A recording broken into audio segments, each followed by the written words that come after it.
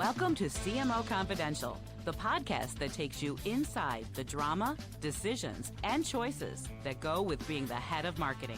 Hosted by five-time CMO Mike Linton.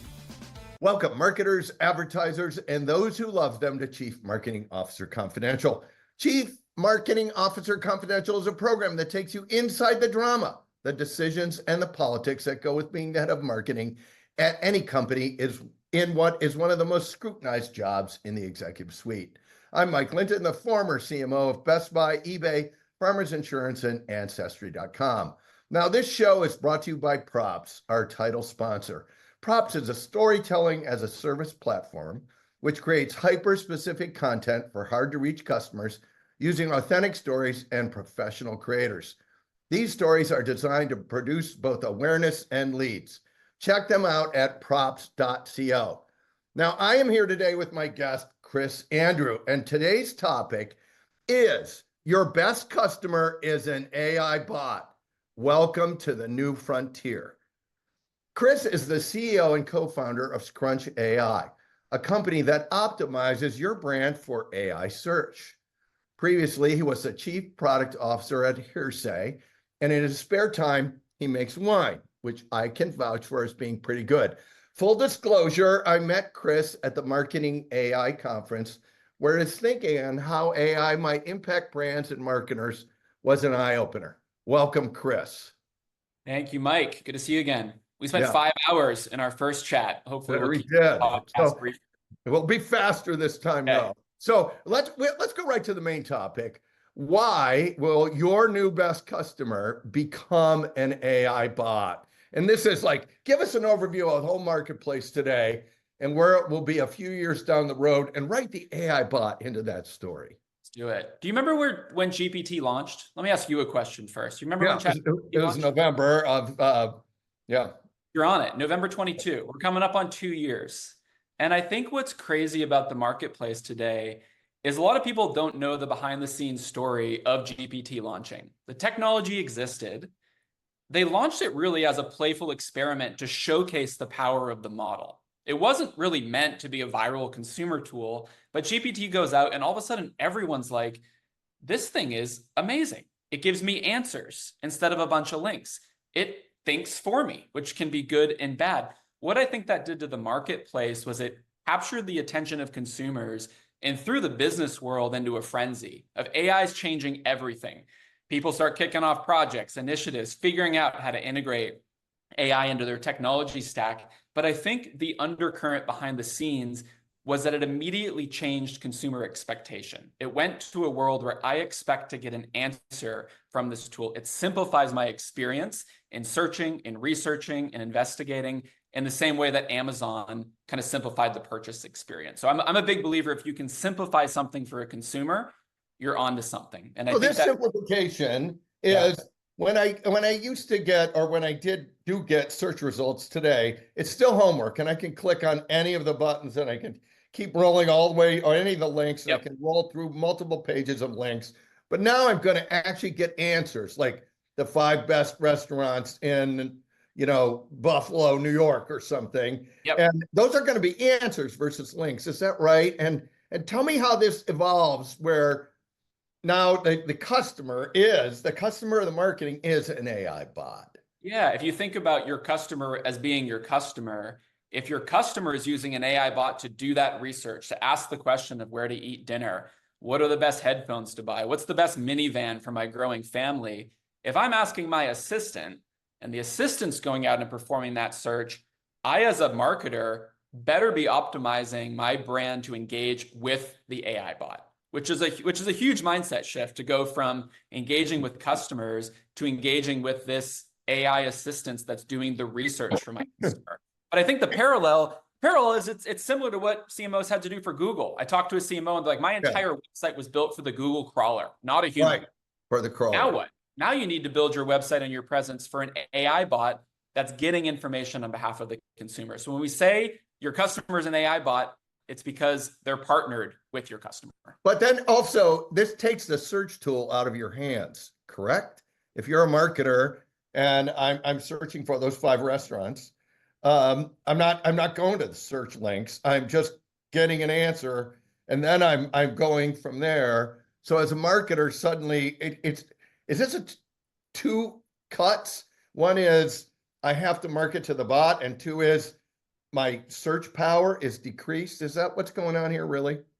Yeah, I mean, Gartner came out with a report that they expect 50% of organic search volume to disappear in the next 2 years. That's pretty startling, right? You got large brands that are partnering with Gartner for advice, and they're saying the front door to how you access customers is changing at a level of 50% of a shift. That's a huge shift. And I think it's happening because AI is infiltrating channels that consumers are already comfortable with. When I go to Google to do a search today, more often than not, I'm getting a Google AI summary. Oh, yeah. Why? It's because Google's cannibalizing its own results because it sees consumers are preferring it. So you're absolutely right. It's changing your search strategy. It's changing who you have to market to. You have to be aware of how to connect with these bots, but it's not making search engine optimization irrelevant. There's still a search happening behind the scenes to choose what to present as an answer. So search is still a critical part of it, but it's the bot that's doing the search rather than the consumer. Okay, well, we're going to circle back on this, but we also talked about the rise of generative AI and honestly, the destruction it will cause. You've just mentioned search, but also you talked about the death of websites and the collapse of consideration. Yeah. I feel like we're talking about John Connor and the Terminator. And I feel like I have to go back and watch the movie. Tell us what you mean by all of this destruction. Yeah, I think about your own behavior. And I'm on frequently with CMOs and VP of marketing who are using these technologies day to day in their own life, but haven't deeply thought through what it does to their brand, to their product and service. And so when we say the death or the destruction of the website, what I believe is that people are going to be a lot less likely to visit your website. Again, their assistant is visiting your website. It's getting the information. It's bringing back a text summary. Maybe it's bringing back a link, but I'm so much farther down the purchase funnel by the time I'm ending up on an owned property of yours, because my personal behavior is I'm just chatting with my assistant. I'm trusting the answers it's giving me. I'm a lot less likely to browse the web. So people still read newspapers. They kind of do it for fun. It feels good. It's kind of entertainment to flip through something. I think we'll see a shift in web browsing behavior towards, I may want to browse for fun and kind of click around and look at things. But when I'm doing research or making a decision or getting advice, I'm asking ChatGPT, I'm asking Siri, I'm asking Google, and it's giving me an answer. And I'm less likely to visit the website itself. And this will be, say, rather than going to a retailer and shopping a bunch of different winter jackets or something, I will say, what are the 5 best winter jackets? Yep. And then it will be locked down into that jacket to go buy it. And I won't go to the Columbia website or anything. I will just go immediately to Amazon or wherever and buy this jacket. Is that what you think is going to happen? I think so. I mean, also you think about that process of being on one of those retailer sites and looking at 50 different jackets and trying to filter by your gender, filter by size, filter by season. Let's start to think about all these things these models and assistants are going to know, right? So when Apple Intelligence releases on billions of Apple devices with GPT built in a privacy secure way, it knows your texts, it knows your emails, it knows your calendar, it knows what time of year it is. So if I'm asking for a jacket and I'm sitting in New York in November, it's probably presenting a winter jacket for me, knowing my size, my tendencies, my past purchase behavior. That's a lot of information filling in quickly. And I might trust its recommendations in the same way I trust a friend who's a fashion aficionado saying, hey, this is the jacket for you. These are the 5 jackets for you. Less browsing the web to kind of zone in on that purchase. So I think, and eventually it will do, in your mind, if I carry this to the Terminator extreme, it will do all the consideration for you. And it might give you a couple of choices, but it will eliminate a huge part of the marketing consideration funnels. Am I hearing you say that right? Yeah, I was in a meeting recently where someone said this disrupts word of mouth for the first time. And I was like, why? Oh, it disrupts word of mouth because, like, I know you ride bikes. I know you like theater. If I've got a question about something in those categories, I might come to you and say, hey, what are the best 5 productions you saw in New York last month? What bike do you recommend for gravel riding? I trust you because I know you know it. If I'm able to know that these assistants and models know me and know my tendencies, the end of consideration is kind of a scary thing. And I actually think when people talk about the risk and the fear of AI, I do think there's an undercurrent of making sure we continue to think for ourselves, right? And not completely outsourcing that thinking, but where simplicity can be introduced to complexity, consumers prefer it. So I do think we're going to see somewhat of an end of consideration because these assistants and models bring so much awareness to a purchase process. That's a really interesting point. Thank you for that. Let's stay on the destruction theme since it has so much to it. Yep. You also stated when we were talking that chatbots can kill you. Mm-hmm. And what did you mean by that? A couple different things. I mean, you think about the existing behavior of me on Google, me on a Microsoft property, me on a Meta property, asking a question, and behind the scenes, AI is doing the search. My AI assistant's going out, that chatbot's going out there to get information for you. If the information isn't well presented, if it's inaccurate, if there are gaps in it, that AI assistant doesn't care. It doesn't go back to your website and say, hey, Mike, you're missing this. It just skips you. It just goes to the next website, right? We're finding all these tendencies in terms of how do these AI models prioritize and value content? How do they want it structured? When there's a gap in your content, what is its behavior? Is it going out and finding the next thing, or is it going to the next level, to the next site on your page to find the information? Speed is such a huge factor when you think about the dominance of Google search, right? Google is so quick in giving us those links and that information. Right. We're finding that if the chatbot can't get its information quickly, it bypasses you. It goes to the next leads you. So you have to be structured, like you have to be structured for Google. Yep. You're going to have to be structured for all these bots. And each of these bots is essentially different, or do they have similarities to them? There's some similarities, but they're different. I mean, I think for better or worse, Google has had such a stranglehold on search for decades, right? Like that's the game. There's some smaller players and people still invest there across Bing and Yahoo. But the difference here is we're talking about models from Perplexity, from ChatGPT, from Meta, from Anthropic. Microsoft has its own models. I think we're going to see 5 to 10 models, both for B2B buyers and B2C buyers, that are relevant in the equation. And so you're going to need to be aware of the differences between them. I'll give you one example. That's great. Thank you. ChatGPT is 100% powered when it comes to these live web searches by Bing. Now, if you're a marketer, you probably haven't spent too much time thinking about optimizing search for Bing. Google's the game.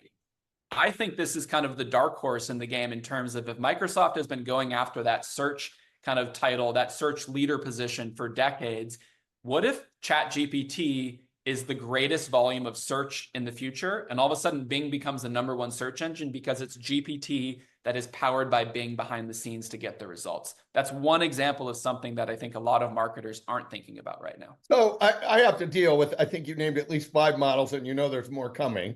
Yep. So let's say there's 10 models.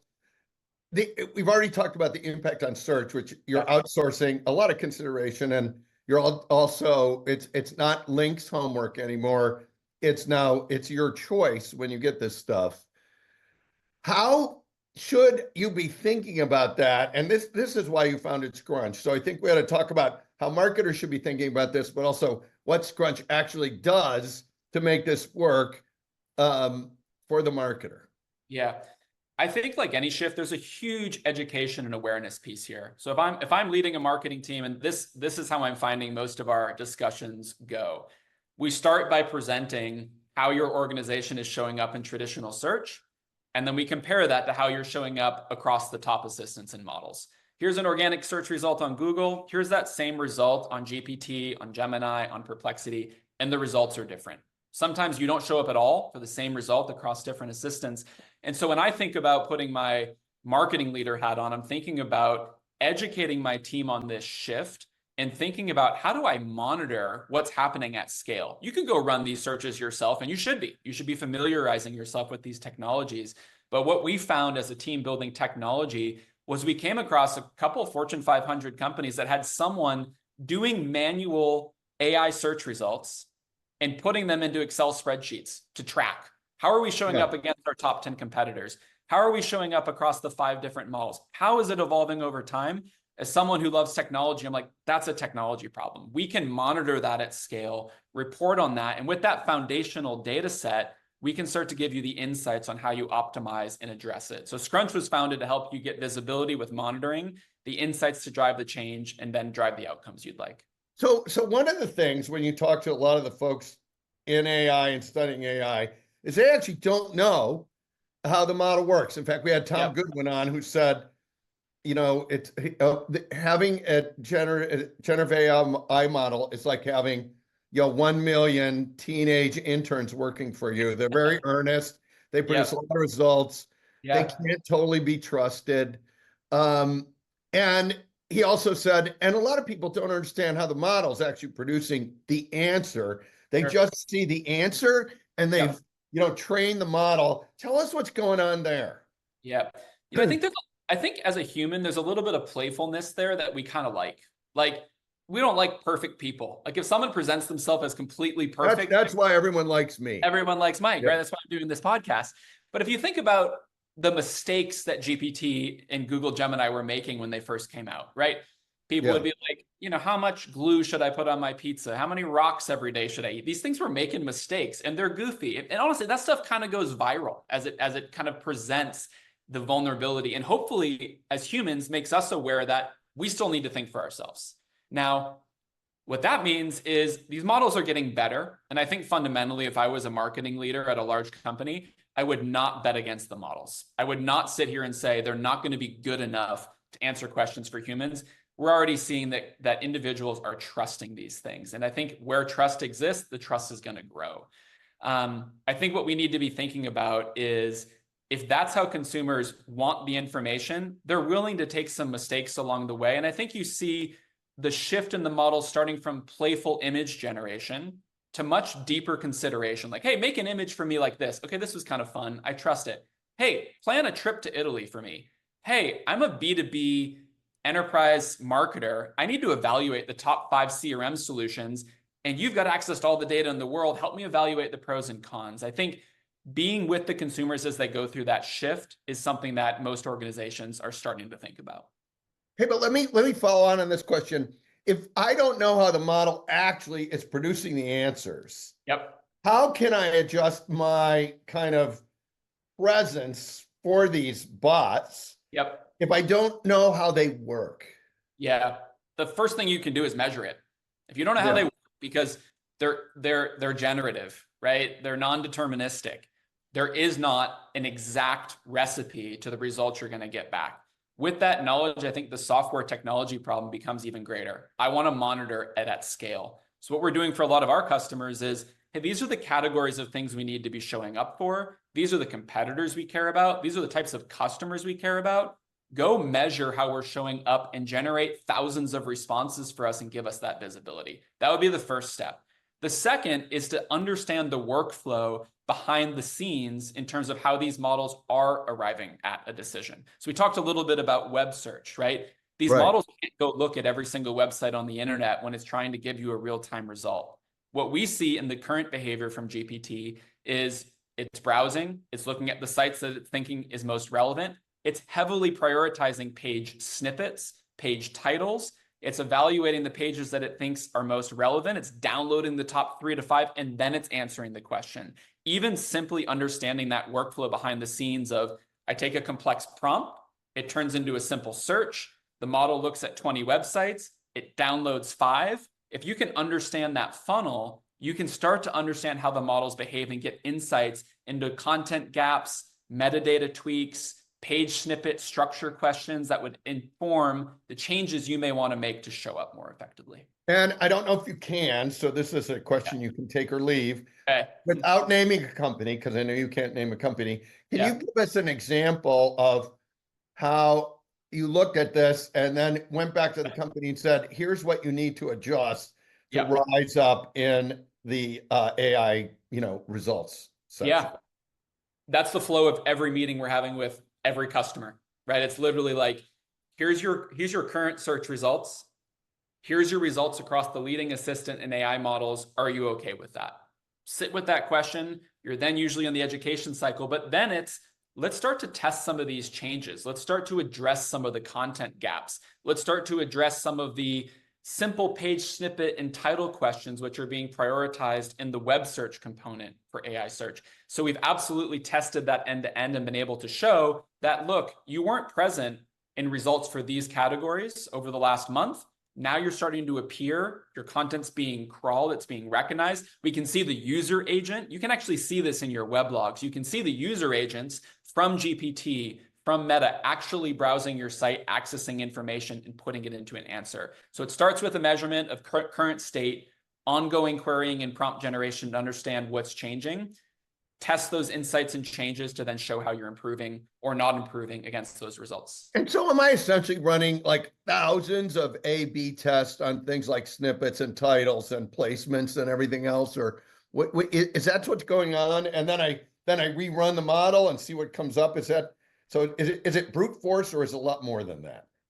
Well, there's an automation component to the brute force, right? You can start to understand what the models prioritize and how they like content to be represented. And I would start with even the simpler thing. What do these models not understand about your brand? And ask them. If I was a marketer, what do these things not have full clarity on? Maybe they don't understand your return policy. Maybe they don't understand your international shipping very well because they're pulling from a bunch of sources and the information is conflicting.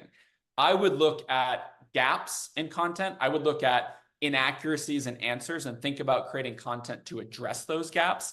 But then that A/B generation is something that we're helping companies automate to understand what are the models looking for? How can I test against that at scale? Which is why we're moving from not just monitoring, but into insights and kind of measuring the outcomes. Got it. Thank you. You also mentioned earlier that, search and consideration drops down, Google will lose its stranglehold on search, or they might keep the stranglehold, but it won't be so big. Yep. What's going to happen with the other models like Bing and everything else? What happens in the search space now? Yeah, I think it's going to be fascinating to watch, and I think it's going to unfold very quickly. Search is powered by ads, right? I mean, has there ever been a better revenue generation model in the history of the world than hard to think about it, yeah. Right? It's just like the margin's insane. It works. You can measure it. The fact that Google is putting an AI summary above their paid search results, above their lists, above their maps, says it all. Like the fact that they're willing to do that means that's where it's going and their hand is being forced. Now, Google's going to play exceptionally well in this situation. They have the data, they understand the consumers, but I think what we can expect to see is we're going to see new ad formats arriving where you're going to have to pay more. Perplexity just introduced ads. They're the new player. They need money more than the incumbents. I think I heard their ad formats cost about 10 to 20x what the traditional search providers. Why? You're so much further down that purchase experience and buyer funnel by the time you're making a click. So I think what we can expect to see is Bing is relevant again because GPT is using Bing to generate search results. Meta search is becoming relevant. Perplexity, a new player. How do you become an upstart in the search category? That's remarkable. They're relevant. Google's going to stay relevant. GPT is relevant. I think we'll see 5 to 10 core search providers, and distribution is going to be a huge question here. The fact that Apple Intelligence has partnered with GPT means you're going to be able to leverage that model to get an answer. So I think we're going to see a real shift in kind of the search landscape, not over the next 5 years, over the next 6 months. Wow. And if I look at all these search models, are they essentially just raw material in the long run for AI, or are they more than that? Yeah, it's a great question. I think they are essentially raw material for AI. Like, I mean, AI wants content. AI is content hungry. It's trying to make sense of this information and give the answer back to the consumer. I think we'll see some significant changes in terms of how businesses think about presenting information to the models. Right now, the model's got a pretty tough task of sorting through all the interactive components of your website, all of the different video things, the imagery. Simple, structured content that addresses the question that the consumer is asking is going to be valued. But I do think thinking of your content as raw material for the models is a good way of thinking about it. So this is going to restructure then am hearing you right? Am I getting this right? Yeah. Search, websites, everything you're releasing, that is raw material for the model. Correct. And the models are going to keep getting better. Video is an input for the models. Imagery is an input for the models. But right now we're seeing simple, structured, almost table-based FAQ information is very effective in these models. They are looking for the answer when it is well structured and simply presented. You're effective in getting returned in the results. So that's just going to obliterate not just the raw materials, but a lot of jobs around those raw materials. Am I getting that right? Yeah, I think it's kind of fun to sit back and be like, this is going to be the societal or career-based impact. I think these are tools for marketers to be more effective in engaging with their consumers. And I think if you think about things that are going to become even more relevant, it makes me think of analog. It makes me think of like, how do you be deeply personal with your customers in ways that truly still feels personal? There's a lot of AI customization tools that like make it seem like a personalized text or email to Mike, and people are seeing right through it. They're like, this was just grabbing the last thing I said on LinkedIn and putting it in a message to me. Oh, it doesn't good, right? I think there's going to be an opportunity for humans to be more human, use these tools to do the automated generative tasks that have been quite manual in the past and free us up to be more creative. Now, a couple of our guests have said in this world, brands matter more than ever because if you don't have a good brand presence out there all over, the chance of the bot not finding you is stronger. And is that a right answer to branding or not? And I'm thinking more in the B2C space or even in the B2B space where, you know, you've got to get in the call or you've got to get in the evoke set. How do brands play in this game? Yeah, I mean, if you think about a customer journey, that awareness stage, if the human isn't aware of you because your brand isn't strong enough, you're not considered, right? If you're buying a bike or a jacket and I don't know who you are, I don't value the brand that you've built, you're not in my consideration set. Same exact thing for AI, but going back to your original statement of your best customer is an AI bot, how do you brand for the AI bot? How do you make sure the bot is aware of your brand? And I think traditional brand building exercises are very, very important. But I would also think through the very simple takeaways. Right now, these AI bots are not watching TV, right? These AI bots are looking for content. They're trying to make sense of the world in the way that they're able to make sense of text and generate an answer. And so thinking ahead about what you can do to be brand aware for that new consumer, that AI bot, is I think a fun exercise to be running a workshop on as a team. Thank you for that. So let's stay on this marketing theme. We've got an awful lot of marketers and agency folks listening to the show. What should they be doing right now and then next year with all this stuff? Give us some concrete things. Yeah, I think this is such an opportunity for marketing because there's such a desire to run AI projects. Every company's trying to be more AI. I mean, if you're not doing it, you're going to get fired by your board or your CEO. So you or the public markets. Right with right? I mean, companies are getting rewarded just for saying AI in earning calls, right? Whether there's anything behind it or not. So, you know, in terms of what I would be doing if I was a marketer, is one of the benefits of consumers already changing their behavior is you can go see these results. You can go see how your brand is being represented in these models, what consumers are learning when they're searching for you, your product, your service, your competitors, the industry that you're in. That's a project that's pretty low risk to start. A lot of these other AI projects, they need access to your data. There's problems with hallucination because you might misrepresent your brand. The reality of AI changing the customer journey is it's already changing and generating live results for the consumer. So you need to start paying attention. So the first step I would take if I was a marketing leader is I would just sit in a room with my team and start testing and seeing how we're showing up across these models compared to the organizations that we're competing against. And in the people you're talking to, is anybody able to start tying this to actual sales, or are they just tying it to like maybe leads or where, like how are they measuring the impact on this? Because eventually you're going to want to say, I'm going to pour a ton of money in this because it drives this kind of sales or this kind of leads or this kind of appointments. Is anybody doing that yet? Yeah, we have not seen the full tie through to dollars. And as a company, that's our objective to get there. I think it starts with monitoring. I think it moves to generating insights. Then it starts to measure the outcomes. Right now, that data is not accessible from the platforms. What you can see, though, is these user agents, these bots from the top models visiting your website.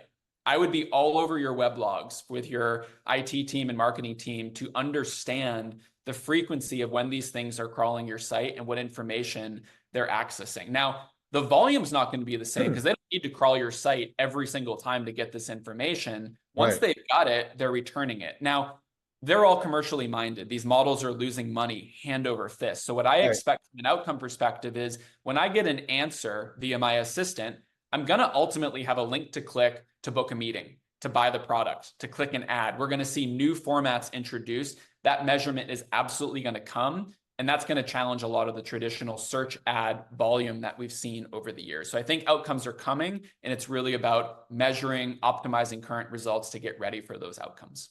Because if you actually create real ways to measure the outcomes, like happened with, when search came out, this thing will explode for you as a marketer, for better or worse. So, okay, interesting. I think that this gets us to our traditional last question. It's a two-parter. You can take one or both, but you have to take at least one. Funniest story you can tell on the air or practical advice to our listeners we haven't discussed yet. Okay. I think I'm going to go practical advice. Plenty of stories that would get me in trouble here. On the practical advice, it's very simple. I think it's think for yourself. I think we're entering a world where critical thinking, taste, and your perspective as a brand leader, a marketing leader is the most valuable asset you have. I think taste is something that people can still feel and they don't quite know how to pin it. Now, these things that are influencing your critical thinking and taste, there's a statement that you are the people you spend time with, you're the books you've read, right? Your parents, your teachers are always saying, the people you're spending time with, it's the books you've read. The new component in that list of things of the people and the books is, I think it's going to be, you're going to be the assistants you're talking to, the AI agents that are organizing information for you. If you stop thinking for yourself, I don't think you're going to be as valuable in this world. So my practical advice to business leaders, marketing leaders is to pause, think for yourself, think about the impact to you as a consumer, and to think about the impact to you as a business leader. I think that is a great way to end the show. Think for yourself, but recognize what's coming down the road as you're thinking. So thank you, Chris, and thanks to everyone for listening to CMO Confidential, and thanks to props.co, our sponsor. Look for more shows on the I Hear Everything Network, Spotify, Apple, and YouTube, which include Marketing, The Battle Between Believers and Non-Believers, Parts 1, 2, and 3. The Rise and Fall of Peloton as seen through the eyes of CLTV, Using AI for Anticipation versus Reaction, and Is AI an Extinction event for agencies? Hey, all you marketers, stay safe out there. This is Mike Linton signing off for CMO Confidential.